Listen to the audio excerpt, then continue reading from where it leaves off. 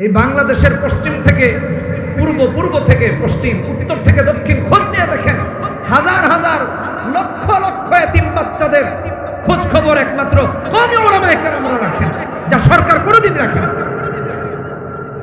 আর আলেমদের নিয়ে তুচ্ছ-তাচ্ছিল্য করে। এই যে ওবায়দুল্লাহ ভাই বললেন 4 লাখ টাকা কালেকশন করে আনা, হ্যাঁ বাচ্চাদের খাবারের জন্য লাগে, সরকার থেকে আসে না। দিন শেষে এই আলেমদেরকে আপনারা গালমন্দ করেন, কি কারণে করেন, কিসের অজুহাতে করেন? আপনার সন্তানটাকে, গরিবের সন্তানকে, একজন এতিমকে এনে সেখানে থাকার ব্যবস্থা করিয়েছেন, গোসল করার ব্যবস্থা করিয়েছেন, খাবারের ব্যবস্থা করেছেন, বঞ্চিতদেরকে অধিকার দিয়েছেন। বরং আমি তো বুঝি, কাউকে যদি এই বাংলাদেশে পুরস্কৃত করতে হয় তার ভালো কাজের জন্য, প্রত্যেক হক্কানি আলেমদেরকে এক একটা মাদ্রাসা প্রতিষ্ঠার জন্য, এতিমদের থাকা খাওয়ার ব্যবস্থা করার জন্য, তাদেরকে পুরস্কৃত করা। একদিনও কি এভাবে চিন্তা করেছেন? সমালোচনা তো শুধু বাইরে করেছেন। রাস্তায় যে পথ শিশুরা পড়ে থাকে, খোঁজ নিয়ে দেখেন না কেউ দায়িত্ব নিয়েছে? কেউ নেয় নাই, কেউ নেয় নাই। আজকে যদি এতিমদের এই ব্যবস্থা না হতো, এই এতিমরাও রাস্তায় পড়ে থাকতো। খোঁজ নিয়ে দেখেন, খাবারের ব্যবস্থা হয়। আমি যে বিষয় নিয়ে কথা বলছিলাম, ইন্না কওমি ইত্তাখাযু হাযাল কুরআনা মাহজুরা, এই যে প্রতিষ্ঠানটা খুলেছেন আলেমরা, বা খোলা হয়েছে সারা বাংলাদেশে, দেখেন এই অপরাধে, কি অপরাধ? ইত্তাখাযু হাযাল কুরআনা মাহজুরা। দুনিয়াতে কোরআন পরিত্যাগ করার কারণে, কোরআন থেকে দূরে সরার কারণে, কোরআন থেকে নিজেকে দূরে রাখার কারণে নবী আমাদেরকে আল্লাহর কাছে অভিযুক্ত হিসাবে দাবি করেন। আল্লাহ এর দুনিয়াতে কোরআন পরিত্যাগ করেছে। কিভাবে আমি বোঝাবো? একটু চোখটা বন্ধ করে দেখেন তো সেদিন আপনার আমার অবস্থাটা কি হবে। কোরআনে কারীমের আয়াত, সূরা ফুরকানের আয়াত 30 নম্বর আয়াত, 19 নম্বর পারার প্রথম পৃষ্ঠা শেষের দিকের আয়াত। এই জন্য কোরআন পড়ি, কোরআন বুঝি, কোরআন অনুযায়ী আমল, নয়তো আল্লাহর কাছে জবাব দেওয়ার কোনো সুযোগ আমাদের থাকবে না। সন্তানকে দিনদার বানায়, সন্তানকে আলেম বানায়, সন্তানকে দিন শেখায়। সন্তান আলেম হবে। আমি তো সবসময় একটা কথা বলি, দেখেন গত বছরের শেষ দিকে আমেরিকাতে একটা স্টেটে, আমি নাম বলতেছি, ওখানে নামাজে ঢুকেছে, জুমার নামাজে। আমার সাথে আমার আরেক ভাই খতিব সাহেব বক্তব্য দিচ্ছিলেন, এত ভালো লেগেছে, হৃদয় ছুঁয়ে গেছে। উনি বলতেছিলেন যে আমাদের আমেরিকাতে এখন চার্চ কিনে মসজিদ অনেক হচ্ছে, চার্চ কিনে নেওয়া হয় এবং মসজিদ করা হয়, মাদ্রাসার অভাব, মাদ্রাসার অভাব। তো খতিব সাহেব তার বক্তৃতায় বলতেছিলেন, কোন দেশের, আমার যেহেতু তার সাথে কথা হয় না, ওই দিনই আমার জুমার নামাজ পড়া, আর কিছু না। উনি খুব সুন্দর করে বলতেছিলেন যে দেখেন, আপনি মসজিদ চাইলে করতে পারেন, অনেক মসজিদ হবে, কিন্তু আলেম যদি না করতে পারেন, একসময় মসজিদটা পরিত্যক্ত হয়ে যায়। কথাটা কত গভীরের একটু চিন্তা করেন। আপনার মসজিদ হয়ে গেছে, ইমামতের লোক নাই, মসজিদ করে ফেলেছে, ইমাম নাই, নামাজ হবে কিভাবে? নামাজ ভাঙার কারণ 19টি, প্রথমটাই হলো নামাজে কেরাত অশুদ্ধ পড়া। যার নামাজে কেরাত অশুদ্ধ হয় তার নামাজ বিশুদ্ধ হয় না, যার নামাজ বিশুদ্ধ হয় না তার নামাজ কি হবে ভাই? প্রথম হিসাব তো নামাজের হবে, কি হিসাব? একটু গভীরভাবে চিন্তা করুন। তো উনি বোঝাচ্ছিলেন যে আমরা যে কোনো একজন মন চাইলে একটা চার্চ কিনে নিচ্ছি, বাড়ি কিনে নিচ্ছি, মসজিদ বানিয়ে নিচ্ছি, কিন্তু একটা মাদ্রাসা করতেছি। যদি আমরা মাদ্রাসা না করি তাহলে এই মসজিদগুলো পরিত্যক্ত হয়ে যাবে। আর বিশ্বাস করুন, আমরা যদি এক একজন আলেম তৈরি করার এক একটা জায়গা তৈরি করি, অর্থাৎ মাদ্রাসা করি, আলেমদের তৈরি করার ফ্যাক্টরি করি, বোঝার জন্য বলতেছি, তাহলে দেখবেন মসজিদ না থাকলেও আল্লাহর জমিনে যায় না মসজিদ বিছায়া মসজিদ বানাবে। ইয়া আইয়ুহাল্লাযীনা আমানু সাল্লু আলাইহি ওয়া সাল্লিমু তাসলিমা। সবাই নামাজে দুরূদ পড়ি, আল্লাহুম্মা সাল্লি আলা মুহাম্মাদিন ওয়া আলা আলি মুহাম্মাদ কামা সাল্লাইতা আলা ইব্রাহিম ওয়া আলা আলি ইব্রাহিম ইন্নাকা হামিদুম মাজিদ। আল্লাহুম্মা বারিক আলা মুহাম্মাদিন ওয়া আলা আলি মুহাম্মাদ কামা বারাকতা আলা ইব্রাহিম ওয়া আলা আলি ইব্রাহিম ইন্নাকা হামিদুম মাজিদ। সাদাকাল্লাহুল আযীম। জামিয়া উম্মুল কুরা কর্তৃক আয়োজিত আজকের এই চতুর্থ বার্ষিক ইসলামী মহাসম্মেলনের সম্মানিত সভাপতি, সহসভাপতি, প্রধান অতিথি, উপস্থিত শ্রদ্ধাভাজন ওলামায়ে কেরাম, পিতৃতুল্য বাবারা, যুবক বন্ধুরা, পর্দার আড়ালে অবস্থানরত মায়েরা, বোনেরা, শুভেচ্ছা জানিয়ে কৃতজ্ঞতা জ্ঞাপন করছি মহান আল্লাহ সুবহানাহু ওয়া তাআলার দরবারে, যিনি ভালোবেসে আমাদেরকে এখানে আসার এবং এই দীর্ঘ সময় পর্যন্ত বসার তৌফিক দিয়েছেন। এর জন্য বলি আলহামদুলিল্লাহ। আপনাদের উম্মুল কুরআন সম্মানিত মুহতামিম বন্ধুগণ, মুফতি ওবায়দুল্লাহ মাদানী হাফিজাহুল্লাহ, আল্লাহ তাকে নেক হায়াত দান করেন। তার প্রতিষ্ঠানের একটা মকবুল নাম দিয়েছেন।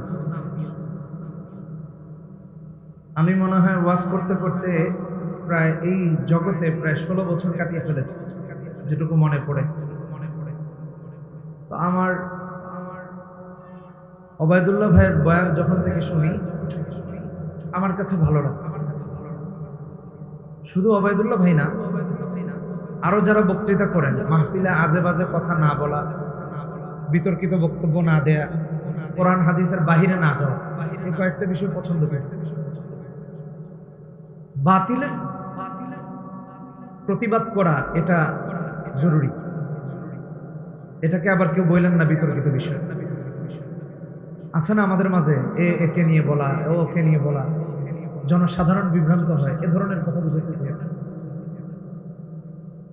ওবায়দুল্লাহ ভাইয়ের বক্তব্যের আমি নিজে একজন বড় ফ্যান, এটা বোঝাতে চেয়েছি। আল্লাহ তাকে যোগ্যতা দিয়েছেন, ইলমি আমলি এবং কথা বলার যোগ্যতা দিয়েছেন। আল্লাহ তাতে আরো বারাকা দান করেন। আমি বাংলাদেশে আসার পরে এটা প্রথম বক্তব্য। আসতে চাচ্ছিলাম না, ভাইকে বলতেছিলাম, ভাই আমি না আসলে চলে না। আত্মার যে একটা টান আছে, মায়া আছে, ভালোবাসা আছে, এ কারণে আবার নাও করতে পারতেছি না। অনেকটুকু এসে আবার কল করেছি, অনেকটুকু এসে আবার ফোন করেছি, ভাই আমি কি চলে গেলে হয়, বৃষ্টি হচ্ছে। তো বললেন না, না আসলে হবে না, আসছি। তো আসার পর মনে হচ্ছে যে ওবায়দুল্লাহ ভাই যাদেরকে আজকে ওয়াজে কাজে লাগাইছেন, তার মাঝে আমারই মনে বেশি লাগাইতে পারি। বুঝতে পেরেছেন? আলহামদুলিল্লাহ, আমি তার একটু কাজে আসতে পেরেছি এবং আপনাদের সামনে বসতে পেরেছি, এটার জন্য আমি কৃতজ্ঞতা জ্ঞাপন করছি। আল্লাহ আমাকে তৌফিক দিয়েছেন, আলহামদুলিল্লাহ। উম্মুল কুরা, এখানে যখন বারবার ওবায়দুল্লাহ ভাই বলতেছিলেন তখন আমার একটা ইতিহাস মনে পড়লেন। আমি যদি সালটা ভুল না করি, 2013 সাল সম্ভবত, আল্লাহ আমাকে তার ঘরে নিয়ে যাবে হজের সফরে। তো একদিন আসরের পরে তাওয়াফ করে মুলতাজামে ধরে কান্না করতেছে। একজন কালো লোক আসলো, খুব উঁচা লম্বা। সম্ভবত এই গল্প কোথাও করি নাই। এই প্রায় 13 সাল থেকে এই পর্যন্ত মোটামুটি কত বছর হয়েছে? প্রায় তো মনে হয় 23, 10, 12, 13 বছর হয়েছে, কিন্তু কোথাও বলিনি। আজকে বলতেছি। নিজের প্রসঙ্গের কথা এড়িয়ে চলার চেষ্টা করি, আজকে প্রসঙ্গ তো চলে আসছে, তাই বল। তো ওখানে আমি ধরে খুব কান্না করতেছি। তো একজন কালো লোক এসেছে, আফ্রিকার যে কোনো দেশের হতে পারে অথবা অন্য দেশের হতে পারে।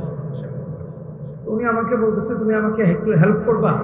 মানে উনি মুলতাজাম ধরে দোয়া করবে, তার ইচ্ছা। তো আমি তাকে খুব চেষ্টা করলাম এবং সুযোগ করে দিলাম। এরপরে উনি এসে আমাকে কাঁধে তুলে নিচ্ছে। চলম্ব মানুষ তো, এবার তুই তোর মন মতো দোয়া কর। আমি অনেকক্ষণ দোয়া করলাম। তারপর দাঁড়িয়ে আর যেতে ইচ্ছে হচ্ছিল, ওখানে কান্না করে করে দোয়া করতেছে। হারামাইন শরীফাইনে, বিশেষ করে হারামে মক্কাতুল মুকাররমায়, ওখানের লাইব্রেরির সম্ভবত দায়িত্বে ছিলেন একজন খালেদ সুলতান, আল্লাহু আলাম। আজকে মনে পড়লো তো, আমার ফোনে মনে হয় এখনো তার নাম্বারটা সেভ করা আছে, যদি কেটে না যায় ফোন তো চেঞ্জ হয়। ওনার নাম হচ্ছে খালেদ সুলতান। তো উনি আসলেন, এসে আমারে জিজ্ঞেস করতেছেন কয়দিন হয়েছে, কোত্থেকে আসছি। সে খুব খুশি হয়েছে, জিজ্ঞেস করতেছে বিয়ে করেছি কিনা। তা আমি বললাম হ্যাঁ। তোর বউ কই? বললাম একসাথে আসছি হজে। বেচারা খুব খুশি হয়েছে। তো খুশি হয়ে আমারও বলতেছে এত ইয়াং বয়সে হজ করতে আসছিস, মানে বেচারা একটু আশ্চর্য হয়েছে। সবকিছু জানার পরে জানলেন যে আমি এক মসজিদে জুমা পড়াই প্লাস ইমামতিও করি। তখন উর্দুর জামে মসজিদে, জেলখানার অপোজিট মসজিদ, থানার ঠিক অপোজিট মসজিদে দীর্ঘদিন জমা পড়িয়েছি। আপনাদের এখানের একজন এলাকার একজন মন্ত্রী আমার মুসল্লি ছিলেন 2 টার্মে। আবার ছবি টবি কেউ দেখাইতে পারবেন না, এগুলো আবার আমি পছন্দ করি না। একাধিক মন্ত্রীরা আলহামদুলিল্লাহ আমার পিছনে নামাজ পড়েছেন, কিন্তু কারোর সাথে ছবি দেখাইতে পারবেন না। আমি তো জীবনেও তুলি নাই, কাউকে দিয়েও তুলাই নাই। আর কেউ তোলার সিচুয়েশন হলে আমি সরে গেছি। ভুলের যদি কোনো পত্রিকা এসে থাকে এটা ভিন্ন কথা। আলহামদুলিল্লাহ আপনাদের অ্যাডভোকেট কামরুল সাহেবের কথা বলতেছিলাম, উনি 2 টার্মে মন্ত্রী ছিলেন। আচ্ছা যাই হোক, ওদিকে আর যাচ্ছে। তারপরে আরেকজন মন্ত্রী ছিলেন মুসল্লি, ওখান থেকে আমি গিয়েছি, কিন্তু হক কথা বলার কারণ আমি রিজাইন দিয়েছি। কমিটি চায়নি, এলাকার মানুষ জোর করতে চেয়েছেন। মিম্বরে বসে যেখানে আল্লাহর কথা নির্ভয়ে বলতে পারবো না, ওখানে চাকরি করার তো দরকার। চাকরি তো বহু জায়গায় আছে। তারপরে যেখানে গেলাম ওখানে গিয়ে দেখি আরেক মন্ত্রী, আরেক বিভাগ। আপনাদের বিবাড়িয়ার আরেকজন কৃতি সন্তান, আল্লাহ জান্নাত দান করুন, যার কথা বিবাড়িয়াবাসী কোনোদিন ভুলতে পারবে না। ওয়াজ তো সবসময় শুনেন, আজকে কিছু অনুপ্রেরণামূলক বক্তব্য শুনেন। জুবায়ের আহমদ আনসারী রহমতুল্লাহ আলাইহি, হ্যাঁ, উনি যে খেদমত করেছেন এটা আমরা কল্পনাও করতে পারি না। উনি যেভাবে করেছেন এবং যা কষ্ট করেছেন এই জগৎটাকে প্রতিষ্ঠিত করেছেন তার, আমরা তো এখন ফল ভোগ করতেছি। এই জন্য অকৃতজ্ঞ না হওয়া। উনি আমাকে একবার ফোন করলেন যে আমার সভাপতি সাহেব আপনাকে চায় বনানীতে।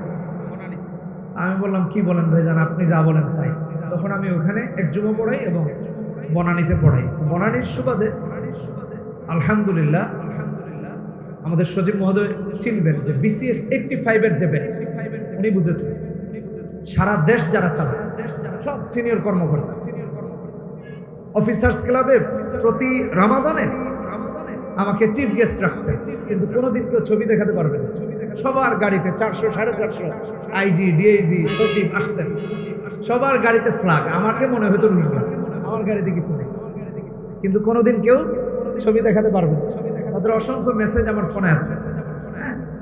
কোনোদিন কেউ বলতে পারবে না কাউকে ব্যবহার করেছি বা কারো ছবি ব্যবহার করেছি। আমার প্রয়োজনে কাউকে কোনোদিন ফোন করেছি, এটা কেউ বলতে পারলে কিভাবে এটা ব্যক্ত করবো জানি না, কেউ কোনোদিন বলতে পারবে না। বিগত সরকারের আমলে নানানভাবে বলা হয়েছে অমুকের কাছে যেতে, অমুকের কাছে যেতে, আমি যাই না। আত্মীয় স্বজন ছিলেন প্রশাসনে, যাই না। আমি বলেছি প্রয়োজনে আমি খুব ভালো গাড়ি ড্রাইভ করতে পারি, গাড়ি চালিয়ে খাবো, অসুবিধা নেই। যদি আমার গাড়ি টাড়িও নিয়ে যায় অসুবিধা নেই, অটো রিক্সা চালাইলেও তো 30,000 টাকা কামানো যায়। কিন্তু আল্লাহর দ্বীনের এত দুর্দশা আসে নাই যে বাতিলের সাথে আপোষ করে কোরআন হাদিস প্রচার করতে হবে, এত খারাপ অবস্থা। সর্বশেষ তো দেশ ছেড়েছে, বলেছে এরপরে না পারলে চলে যাবে। আল্লাহর দ্বীন এত খারাপ জায়গায় যায় না এখন যে এরকম আপোষ করে কোরআন হাদিস প্রচার করবে। আল্লাহ তাআলা সবাইকে কবুল করুন। মনে আছে কিনা ওই যে উম্মুল কুরার কথা বলতেছিলাম, খালেদ সুলতান বাইতুল্লাহর পাশে যার সাথে দেখা হয়েছে, উনি বললেন তুমি কতদিন হয়েছে আসছো? আমি বললাম 25 দিন। তখন 25 দিন হয়েছে। তো বলতেছে প্রথম কাতারে নামাজ পড়েছো?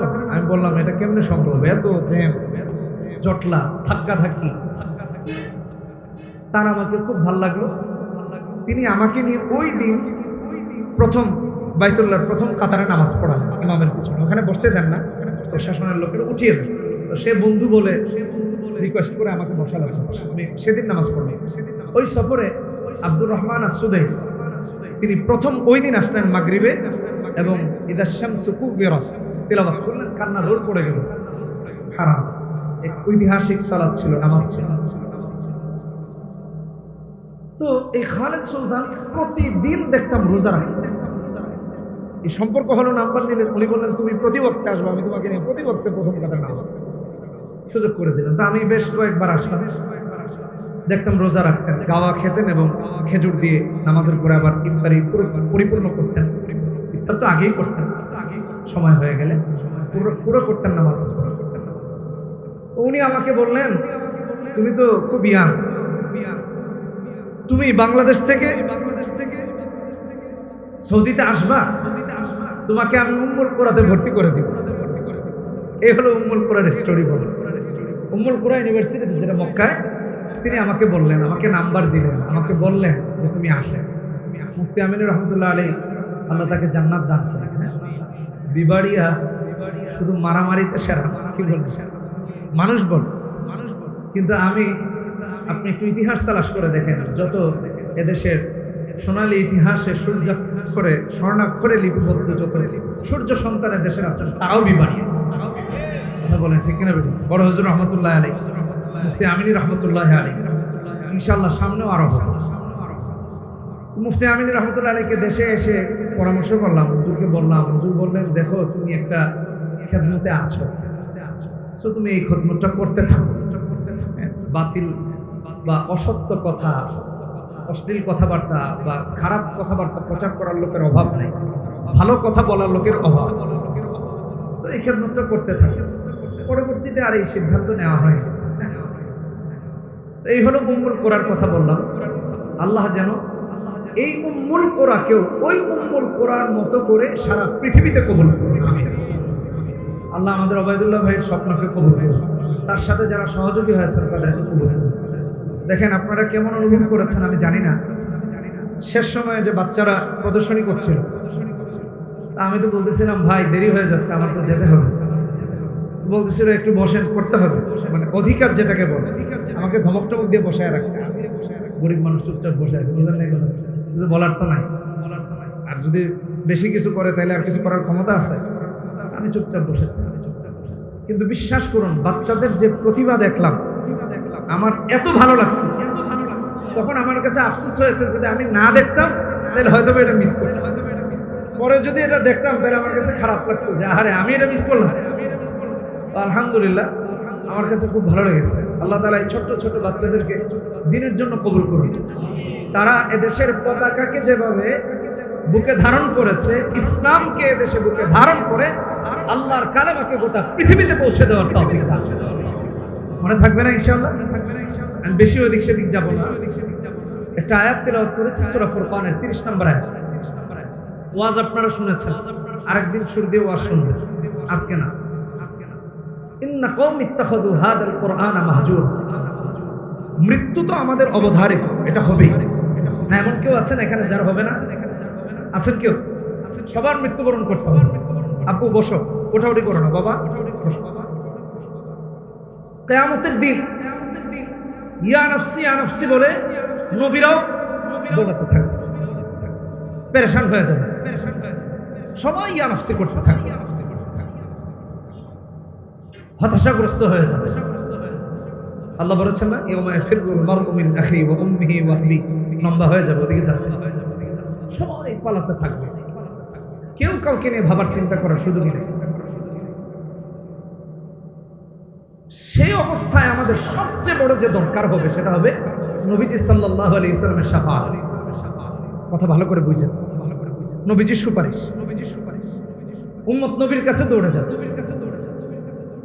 আচ্ছা একটু ভালো করে বুঝেন, আমরা সামান্য পৃথিবীতে একটা মামলার সম্মুখীন হলে আইনজীবী ধরি, অ্যাডভোকেট ধরি, হ্যাঁ, তারপর কোর্টের ভাষায় আরো যা যা আছে, বিচারক, হ্যাঁ, প্রসিকিউটর, কত কিছু আছে, তাদের কাছে যাই।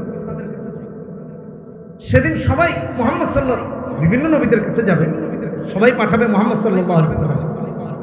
সেদিন আমাদের নবীকে খুব বেশি দরকার হবে। এই উম্মত নবীর কাছে যাবে, নবী বলবেন ইন্না কওমি ইত্তাখাযু হাযাল কুরআন। আল্লাহ এই উম্মত কোরআন পরিত্যাগ করেছে দুনিয়ায়, এদেরকে ধরো জাহান্নামে। এই উম্মুল কোরআন কেন খোলা হয়েছে? উলামায়ে কেরাম কেন মাদ্রাসা দিচ্ছে? ভাই আশ্চর্য হয়েছে, ভাই আশ্চর্য হয়েছে। আমরা দেখেছি এবং বুঝি, আমার বাবাও একজন আলেম, 50 বছরের উপরে হবে। পীরজি হুজুর রহমতুল্লাহ আলাইহি একই জায়গায় রেখেছেন, এখনো আছে। জামিয়া হুসাইনে আশরাফুল উলুম বরকাটা মাদ্রাসা। কিন্তু আমার বাবা আবার একটু ব্যতিক্রম ধর্ম, জীবনে কোনোদিন তার মসজিদে নামাজ পড়াইতেও দেন না। আমার যখন খেতাবতী হলো তো আমি গিয়ে বললাম, আব্বু অমুককে তো আপনি চিনেন, আপনি একটু কথা বললেন। আব্বু আমাকে বললেন, যদি তারা পছন্দ করে তোমার হবে, না হলে নাই। এজন্য এই কথা। তারপর আমার বাবা কোনোদিন বলেন না। এরকম মানুষ, যাই হোক আল্লাহ তাকে কবুল করে। যে কথা বলতেছিলাম, এই মাদ্রাসাগুলোতে আপনারা খোঁজ নিয়ে দেখেন, একেবারে নিম্নবিত্ত মধ্যবিত্ত ওই বাচ্চারা উঠে এসে পড়ে। এতিম, মা নাই বাবা নাই। খোঁজ নিয়ে দেখেন কজন এতিমের খোঁজ রেখেছেন। আলেমরা খোঁজ রাখে, কিছু আলেমদেরকে দোষারোপ করেন না। এই বাংলাদেশের পশ্চিম থেকে পূর্ব, পূর্ব থেকে পশ্চিম, উত্তর থেকে দক্ষিণ খোঁজ নিয়ে দেখেন, হাজার হাজার লক্ষ লক্ষ এতিম বাচ্চাদের খোঁজ খবর একমাত্র কওমি উলামায়ে কেরামরা রাখেন, যা সরকার কোনোদিন রাখে না। আর আলেমদের নিয়ে তুচ্ছ-তাচ্ছিল্য করেন। এই যে ওবায়দুল্লাহ ভাই বললেন 4 লাখ টাকা কালেকশন করে আনা, হ্যাঁ বাচ্চাদের খাবারের জন্য লাগে, সরকার থেকে আসেন। দিন শেষে এই আলেমদেরকে আপনারা গালমন্দ করেন। কি কারণে করেন? কিসের অজুহাতে করেন? আপনার সন্তানটাকে, গরিবের সন্তানকে, একজন এতিমকে এনে সেখানে থাকার ব্যবস্থা করিয়েছেন, গোসল করার ব্যবস্থা করিয়েছেন, খাবারের ব্যবস্থা করেছেন, বঞ্চিতদেরকে অধিকার দিয়েছেন। বরং আমি তো বুঝি, কাউকে যদি এই বাংলাদেশে পুরস্কৃত করতে হয় তার ভালো কাজের জন্য, প্রত্যেক হক্কানি আলেমদেরকে এক একটা মাদ্রাসা প্রতিষ্ঠার জন্য, এতিমদের থাকা খাওয়ার ব্যবস্থা করার জন্য, তাদেরকে পুরস্কৃত করা। একদিনও কি এভাবে চিন্তা করেছেন? সমালোচনা তো শুধু বাইরে করেছেন। রাস্তায় যে পথ শিশুরা পড়ে থাকে, খোঁজ নিয়ে দেখেন না কেউ দায়িত্ব নিয়েছে? কেউ নেয় নাই, কেউ নেয় নাই। আজকে যদি এতিমদের এই ব্যবস্থা না হতো, এই এতিমরাও রাস্তায় পড়ে থাকতো। খোঁজ নিয়ে দেখেন, তার খাবারের ব্যবস্থা হবে। আমি যে বিষয় নিয়ে কথা বলছিলাম, এই যে প্রতিষ্ঠানটা খুলেছেন আলেমরা, বা খোলা হয়েছে সারা বাংলাদেশে, দেখেন এই অপরাধে, কি অপরাধ? ইত্তাখাযু হাযাল কুরআন মাহজুরা। দুনিয়াতে কোরআন পরিত্যাগ করার কারণে, কোরআন থেকে দূরে সরার কারণে, কোরআন থেকে নিজেকে দূরে রাখার কারণে নবী আমাদেরকে আল্লাহর কাছে অভিযুক্ত হিসাবে দাবি করেন। আল্লাহ এর দুনিয়াতে কোরআন পরিত্যাগ করেছে। কিভাবে আমি বোঝাবো? একটু চোখটা বন্ধ করে দেখেন তো সেদিন আপনার আমার অবস্থাটা কি হবে। কোরআনে কারীমের আয়াত, সূরা ফুরকানের আয়াত 30 নম্বর আয়াত, 19 নম্বর পারার প্রথম পৃষ্ঠা শেষের দিকে আয়াত।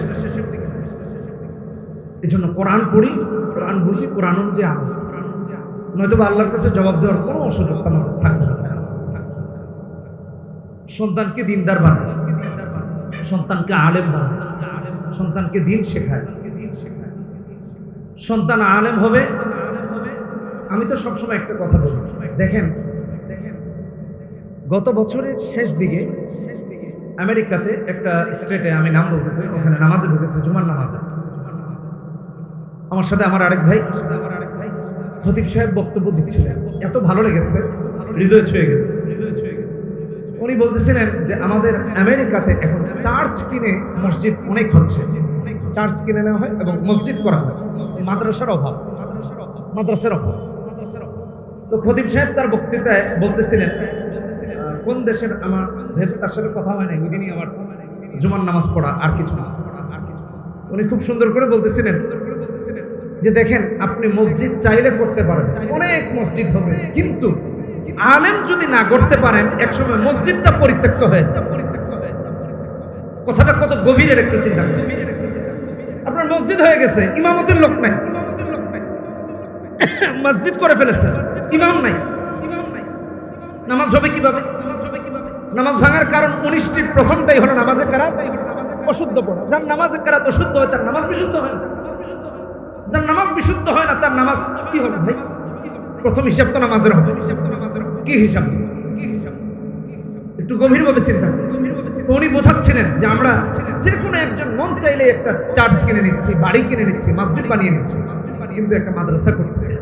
যদি আমরা মাদ্রাসা না করি তাহলে এই মসজিদগুলো পরিত্যক্ত হয়ে যাবে। আর বিশ্বাস করুন, আমরা যদি একজন আলেম তৈরি করার একটা জায়গা তৈরি করি, অর্থাৎ মাদ্রাসা করি, আলেমদের তৈরি করার ফ্যাক্টরি করি, বোঝার জন্য বলতেছি, তাহলে দেখবেন মসজিদ না থাকলেও আল্লাহর জমিনে যায় নামাজ বিছায়া মসজিদ বানাবে এবং নামাজও বিশুদ্ধ হয়েছে। ভালো করে বুঝবেন, রাসূলুল্লাহ সাল্লাল্লাহু আলাইহি সাল্লামকে এবং তার উম্মতের জন্য আল্লাহ তাআলা এই পুরো দুনিয়াটাকে মসজিদ বানিয়ে রেখেছেন। পুরো দুনিয়াটা মসজিদ। এজন্য ভাইরা আমার, মসজিদ রক্ষা করতে গেলে, সমাজ রক্ষা করতে গেলে, আল্লাহর দ্বীনকে রক্ষা করতে হলে, আল্লাহর দ্বীনকে প্রতিষ্ঠিত করতে হলে আলেম হতে হবে। আলেম ছাড়া কিভাবে? আলেম ছাড়া সম্ভব। এখন এলেমের বিরোধিতা করে, আলেমের বিরোধিতা করে, আহারে। একটা ছোট্ট স্টোরি শোনায়। মুফতি আমিনী রহমতুল্লাহ আলাইহি বলতেন, তার কিতাব আছে তিলাওয়াতে কোরআন, একটি কিতাব লিখেছেন, ওইটাতেও তিনি স্টোরি এনেছেন। সিরাতে ইবনে হিশামে আসছে প্রথম খণ্ডে 315 নম্বর পৃষ্ঠায় এই ঘটনার কথা যেটা আমি বলতেছি। আমিনী সাহেব বলতেন, সেটা বলতেছি রহমতুল্লাহ আলাইহি। আমিনী সাহেব রহমতুল্লাহ আলাইহি বলতেন, আর এই ঘটনাটা এসেছে নবীজি সাল্লাল্লাহু আলাইহি সাল্লাম রাতে যখন কোরআন তেলাওয়াত করতেন, কাফেররা গিয়ে কোরআন শোনার জন্য সারা রাত পার করে দাঁড়িয়ে। সুবহানাল্লাহ বলুন। আর আমাদের দেশে কোরআন তেলাওয়াত করলে মসজিদ থেকে বের করে দেয়, কোরআনের কথা বললে মিম্বর থেকে নামিয়ে দেয়। কি হয় নাই? আলেমরা হক কথা বলেছেন, চাকরি চলে গেছে, হয় নাই? তো কোরআনের কথা যদি মিম্বরে না বলা যায়, কোথায় বলবে? মিম্বর কার? এটা তো কারো বাপ দাদার জমিদারি নয়, এটা নবীর ওয়ারিসদের। আবু দাউদে আসছে 3643 নম্বর হাদিসে, ওয়া ইন্নাল উলামা ওয়ারাসাতুল আম্বিয়া। সমস্ত হক্কানি আলেম নবীর ওয়ারিস, শুধু এক নবীর না। ওয়া ইন্নাল আম্বিয়া বলেছেন, সমস্ত নবীদের ওয়ারিস। সমাজে একটা শ্রেণী আছে আলেমদেরকে অবহেলা করে, আলেমদেরকে তুচ্ছ তাচ্ছিল্য করে। একটা জিনিস মনে রাখবেন, আলেমরা হয়তো পৃথিবীর কোন আদালতে বিচার দিতে পারবে না, কিয়ামতের দিন রাসূলুল্লাহর সামনে আল্লাহর আদালতে আপনাকে বিচারের কাজ করে যাবে। কারণ কার ওয়ারিস? কার ওয়ারিস? সমস্ত নবী রাসূলের ওয়ারিস। এটা মাথায় রাখবেন। কাফেররা নবীজির তেলাওয়াত শোনার জন্য হাজির হয়ে যেত। আবু জাহল ইবনে হিশাম, আবু সুফিয়ান ইবনে হারব, আখনাস ইবনে শারীক অথবা শুরাইহ কোরআন তেলাওয়াত শোনার জন্য রাতে চলে যেত। কোরআন তেলাওয়াত শুনতে শুনতে রাত পার করে দিত। রাত কোন দিকে চলে যেত খবর হয়ে যেত। এক রাতে 3 জন এসে কোরআন তেলাওয়াত শুনতে শুনতে সকাল হয়ে গেছে, আলোকিত হয়ে গেছে প্রভাতের আলোয়। একজন আরেকজনকে দেখতেছে, কি ব্যাপার আবু জাহেল তুমি এখানে? আবু জাহেল বলতেছে, আবু সুফিয়ান তুমিও এখানে। আরেকজন বলতেছে, আখনাস তুমি এখানে? মুহাম্মদ সাল্লাল্লাহু আলাইহি সাল্লামের কোরআন শুনতে আসছিলাম। কই তুমি কেন আসছো? আমিও কোরআন শুনতে আসছি। এটা ছিল কাফেরদের অবস্থা। আচ্ছা, ওই কাফেরদের থেকে এখন আমাদের অবস্থা কেমন দেখেন। আমরা কোরআন শুনলে আরো বিরক্ত হই, আর কাফেররা কোরআন শোনার জন্য রাত পার করে দিত নবীজির পরে। ঘুমের ডিস্টার্ব হবে, এইভাবে করে সারা রাত পার করে। দ্বিতীয় রাতেও আসছেন, দেখা হয়েছে একই কথা। তৃতীয় রাতে আসছেন একই কথা। এরপর একজন আরেকজনকে বলে, কি ব্যাপার? আমাদেরকে কে বাধা দিবে, কে রুখবে? কোনো কিছুই তো আমাদেরকে রুখতে পারে না। আমরা ঘুরে ফিরে মুহাম্মদ সাল্লাল্লাহু আলাইহি ওয়াসাল্লামের কোরআন শুনতে চলে আসি। আমি খুব সংক্ষিপ্ত আকারে বলছি। একজন আরেকজনকে বলতেছে, তো দেখো, এই কোরআন যদি কোনো মানুষের কথা হতো, মানব রচিত হতো, তাহলে এই কোরআন শুনে শুনে আমরা রাত পার করতে পারতাম না। নিঃসন্দেহে এটা কার কথা? জোরে বলেন কার? আরো জোরে কার? তানজিলুম মির রাব্বিল আলামিন। এটা আল্লাহর তরফ থেকে অবতীর্ণ ওহী, আল্লাহর তরফ থেকে অবতীর্ণ কথা। এই কোরআন আল্লাহর কথা বলা, এটা মানুষের কথা নয়, কারো বানানো কবিতা নয়, কারো বানানো রচনা নয়। আল্লাহ সুবহানাহু ওয়া তাআলা নাযিল করেছেন, ইন হুয়া ইল্লা ওয়াহী ইউহা আল্লামাহু শাদীদুল কুওয়া। সূরা নাজমে আল্লাহ তাআলা বলেছেন, এটা হলো কোরআন। এই কোরআন আমরা পড়ব, এই কোরআন আমরা শেখাবো। কারণ আকাশের নিচে জমিনের উপরে ওই মানুষগুলো সর্বোত্তম। বুখারীর হাদিসে আসছে 5027 নম্বর হাদিস, খায়রুকুম মান তাআল্লামাল কুরআনা ওয়া আল্লামা।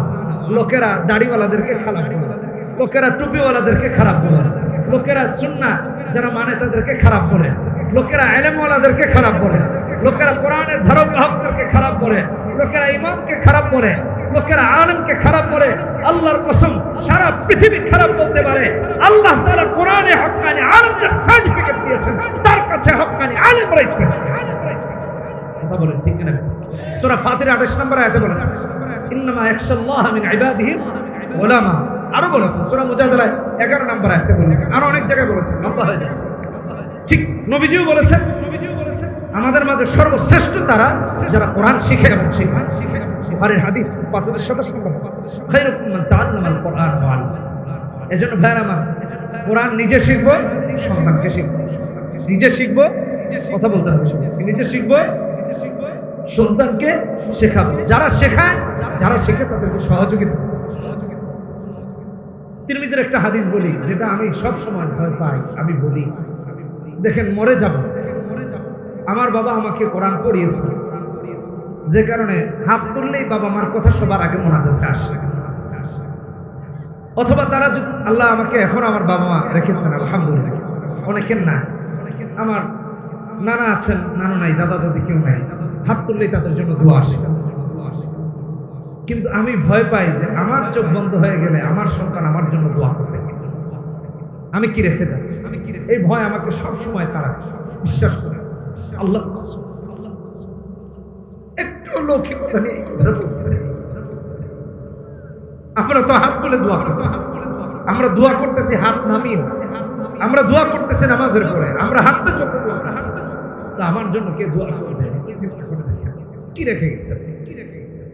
তিরমিজির হাদিসে আসছে 1432 নম্বর হাদিস, নবীজি বলেছেন ইদা মাতাল ইনসান ইনকাতা আনহু আমালু ইল্লা বিসালাত।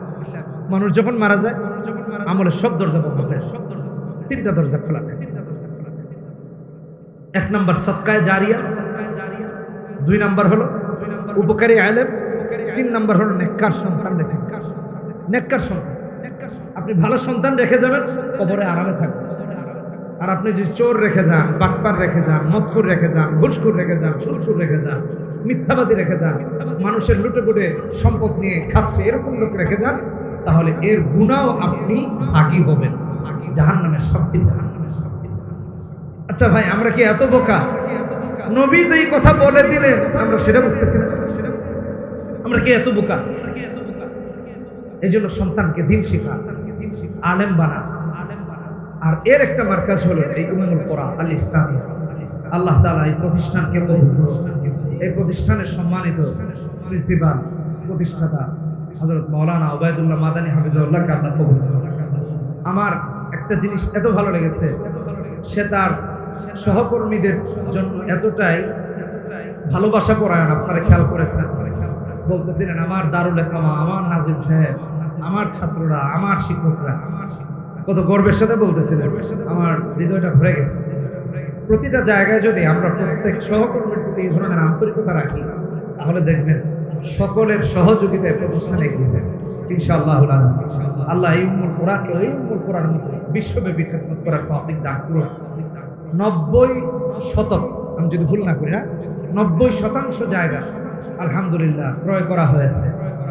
আল্লাহ এরকম আরো 90% কেনার তৌফিক দান করুন। জোরে বলি আমিন। আল্লাহ তাদের খেদমতকে কবুল করুন। আমি বের হয়েছি অনেক আগে, তারপরে এই ফজরে যে উঠেছি এ পর্যন্ত দৌড়াদৌড়ির মধ্যে আছি। হ্যাঁ, এই জন্য আজকে আর বেশি লম্বা করবো না, আপনাদেরও জন্য কষ্ট না হয়। আপনারা লম্বা সময় বসে আছেন, ওলামায়ে কেরাম গুণ এসেছেন। আল্লাহ তাআলা আমাদের সবাইকে কবুল করুন। সুবহানাল্লাহি ওয়া বিহামদিহি, সুবহানাকাল্লাহুম্মা ওয়া বিহামদিকা, আশহাদু আল লা ইলাহা ইল্লা আনতা, আস্তাগফিরুকা ওয়া আতুবু ইলাইক। সবাই দুরূদ শরীফ পড়ি। আল্লাহুম্মা সাল্লি আলা মুহাম্মাদ ওয়া আলা আলি মুহাম্মাদ। উঠবেন না, কেউ উঠবেন, সবাই বসে দুরূদ শরীফ পড়ি। আল্লাহুম্মা সাল্লি আলা মুহাম্মাদ ওয়া আলা আলি মুহাম্মাদ কামা সাল্লাইতা আলা ইব্রাহিম ওয়া আলা আলি ইব্রাহিম ইন্নাকা হামিদুম মাজিদ।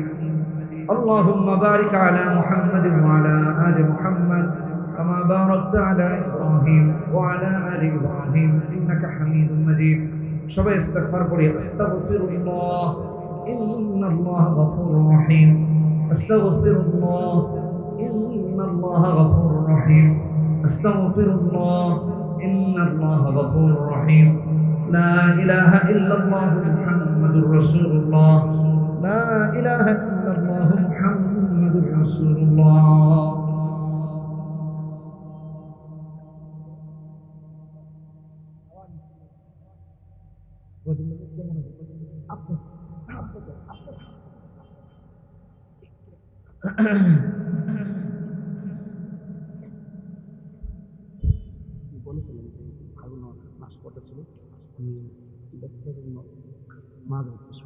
আলহামদুলিল্লাহ,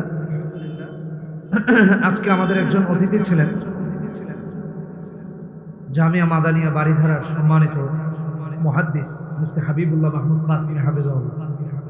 মুহতারাম ওজর পেশ করেছেন, কথা হয়েছে যদি ওজন না থাকতো তাহলে তিনিও আসতেন আপনাদের কাছে। বিগত 3 বছরই এসেছেন আলহামদুলিল্লাহ। ওজন না থাকলে তিনি আসতেন। আল্লাহ তার এই ওজরকে আসান করে দিন। আমিন।